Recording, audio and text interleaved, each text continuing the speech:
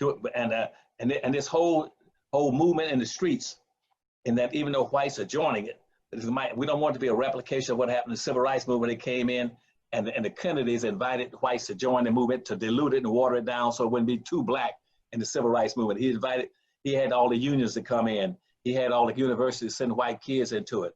He invited all the women to join. He invited gays, everybody else. They watered down the civil rights movement in the 1960s. That's why it was a failure. That's why civil rights died in this country, because they watered it down and brought everybody in. They're gonna do the same thing with this march, okay? But let me go back to things I would say. If you're serious about doing something in this country, the first thing and only thing you should do is go back to the original point of what put blacks into a bad class. Right now, blacks are a permanent underclass. You can't be, why are you talking about racial inequality unless you go back to the beginning? Now, where did racial inequality come from? It came from the fact, what? My first book told you, black labor, white wealth. That the whole point of slavery, that's where they should start. They should start with what was the purpose of slavery? Forget about all this other stuff they're talking about in the street, about brutality and police reform and racial equality. Forget that crap.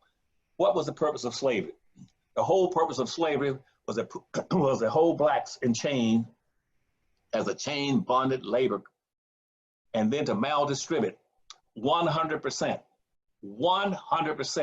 of all the land in this country, land, wealth, income, businesses, minerals, rights, privileges, and controls of all levels of government into the hands of the dominant white society. That was the purpose of slavery.